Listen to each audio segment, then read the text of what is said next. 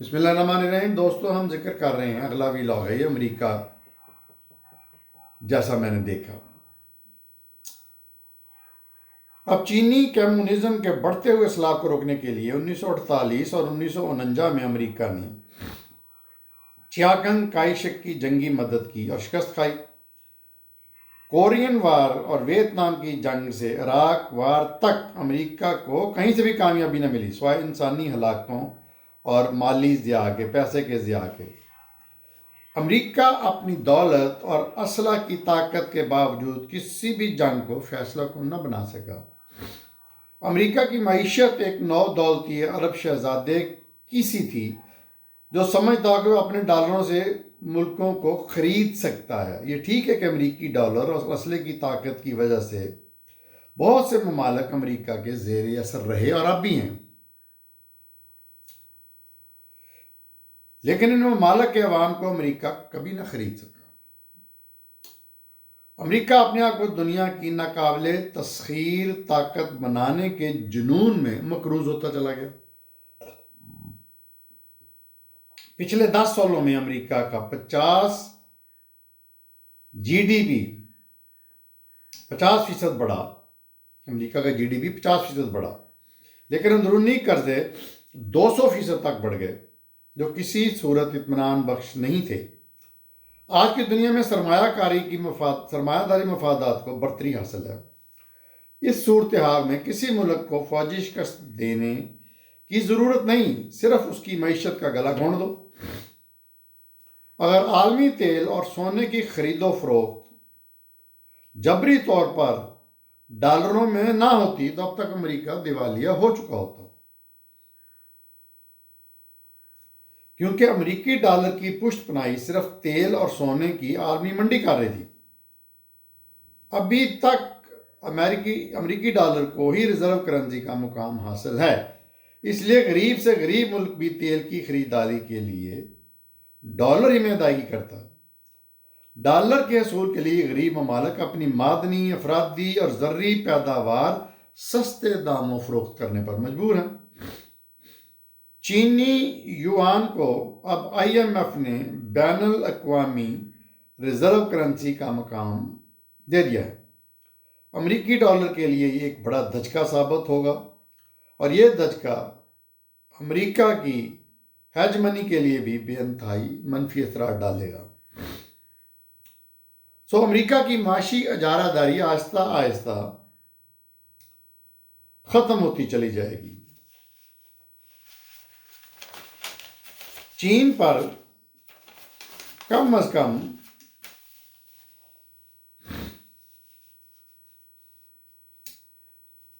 ایک دہائی سے امریکہ اور دوسرے بڑے ممالک کا دباؤ ہے کہ وہ اپنے سکے کی انٹرنیشنل قیمت بڑھائیں، یعنی اپنی کرنسی کو ری ویلیو کریں۔ چین نے اپنی کرنسی کو بجائے ری ویلیو کرنے کے پچھلے دنوں اپنے یوان کو علامتی طور پر ڈی ویلیو کر دیا، جس کی وجہ سے چینی برآمدات میں اضافہ ہو گیا۔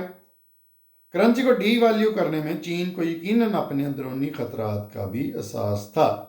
اس کے باوجود چین امریکہ کی معیشت کو ہر وقت قرضوں کے دباؤ میں بھی رکھنا چاہتا ہے۔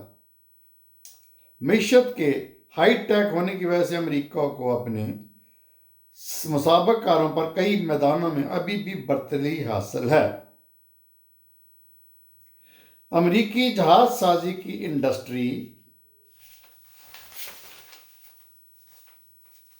اور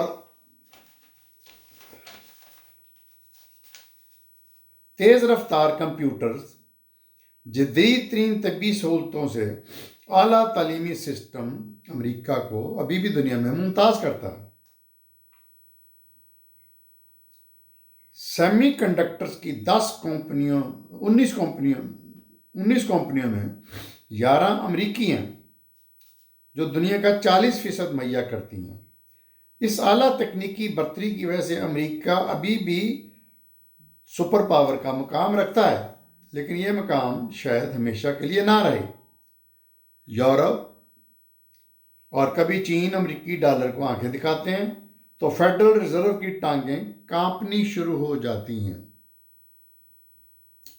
امریکہ کے مخلص ریاست کار اگر امریکہ کو بین الاقوامی بھول بھلیوں سے نکال کر واپس امریکی حدود میں لانا بھی چاہیں تو اب گلوبل سرمایہ کاری نظام امریکہ کو واپسی کا قدم نہیں اٹھانے دے گا۔ امریکی سیاست اندرونی طور پر اور بین الاقوامی طور پر بھی گلوبل کیپٹل کی زنجیروں میں جکڑی ہوئی ہے۔ امریکہ اندرونی اور بین الاقوامی قرضوں میں اتنا پھنسا ہوا ہے کہ امریکی کانگریس نے جب سعودی عرب کے بارے میں کوئی ناپسندیدہ قانون سازی کرنا چاہی تو سعودی حکومت نے اپنے $750 ارب امریکی بینکوں سے نکالنے کی دھمکی دے دی، جس کی وجہ سے صدر اوباما کے ہاتھ پاؤں پھول گئے۔ امریکہ کی معیشت کے بہت زیادہ ہائی ٹیک ہونے کی وجہ سے امریکہ کو ایک اور مسئلہ درپیش ہو گیا۔ جن شعبوں میں امریکہ کو برتری حاصل ہے ان شعبوں کے لیے امریکی افرادی قوت یا تو ناکافی ہے یا اتنی مہارت اور ذہانت کی حامل نہیں ہے۔ امریکہ کو تمام دنیا کی بہترین دفاعی صلاحیتوں کی شدید اور متواتر ضرورت ہے اور رہے گی۔ کارپوریٹ امریکہ کی تیز رفتار کو رواں دواں رکھنے کے لیے کم از کم 4 کروڑ غیر امریکی افراد کو 1950 سے اب تک امریکی شہریت دی گئی۔ ان غیر ملکی امریکیوں میں زیادہ تر لاطینی امریکہ کے لوگ شامل ہیں، جس کو لیٹن امریکہ کہتے ہیں، ساؤتھ امریکہ کہتے ہیں۔ ان غیر ملکی امریکیوں میں زیادہ تر لاطینی امریکہ کے لوگ ہیں جو بطور محنت کش وہ چھوٹی لیکن اہم حیثیتوں میں کام کر کے امریکی معیشت کو چلا رہے ہیں۔ تعمیراتی، میونسپل، صفائی اور کھیتی باڑی کے کام سے منسلک مزدور زیادہ تر میکسیکو، پورٹریکو اور سلواڈور کے باشندے کرتے ہیں۔ ہوٹلوں کے شیف بھی عموماً یہیں کے لوگ ہوتے ہیں۔ بر صغیر سے تعلق رکھنے والے امریکی دراصل امریکہ کی ہائی ٹیک سروس انڈسٹری کو چلا رہے ہیں۔ ڈاکٹر، انجینئر، کمپیوٹر ماہرین، اکاؤنٹنٹ اور مالیاتی ماہر زیادہ تر بر صغیر سے تعلق رکھتے ہیں۔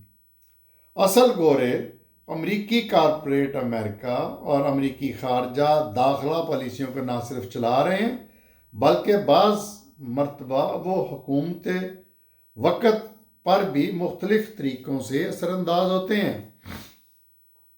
123 ممالک کا دار و مدار WTO ورلڈ ٹریڈ آرگنائزیشن جس کو کہتے ہیں،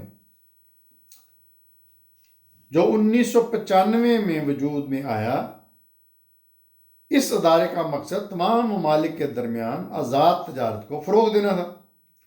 اس ادارے کے وقوع پذیر ہونے سے پہلے ایک اور ادارہ موجود تھا جس کا نام تھا GATT، جو 1948 میں بن گیا تھا۔ اس ادارے کا بڑا مقصد برآمدات اور درآمدات پر کسٹم ڈیوٹی کو معقول سطح پر لانا تھا تاکہ ممبر ممالک کے درمیان صحت مند تجارت کا رجحان پیدا ہو۔ گیٹ دراصل ایک ایسا غیر سرکاری ادارہ یا کلب تھا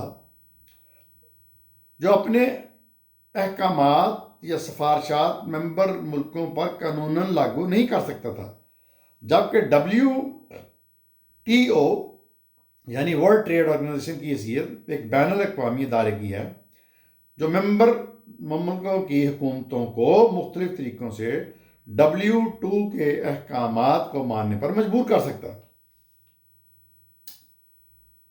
WTO کے ممبران کی اس وقت تعداد بشمول امریکہ 161 ہے، 161 ہے۔ اس ادارے کی تشکیل کے وقت بہت زیادہ عوامی احتجاج ہوئے۔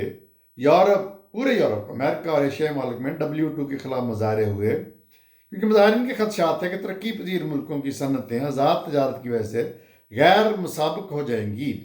عالمی سرمایہ کاروں کے لیے WTO ایک ایسا ذریعہ بن گیا جو ان کی عالمی تجارت اور مفادات کے فروغ میں مددگار ثابت ہو رہا ہے۔ مشہور کہاوت ہے کہ سرمایہ کا کوئی مخصوص ٹھکانہ نہیں ہوتا، جہاں اس کو پذیرائی ملتی ہے، پھلنے پھولنے کے موقع ملتی ہے، سرمایہ وہاں کا رخ اختیار کر لیتا ہے۔ آہستہ آہستہ امریکہ کے سرمایہ کا بہاؤ ان ملکوں کی طرف ہو گیا جہاں محنت کش سستے داموں میں میسر تھے۔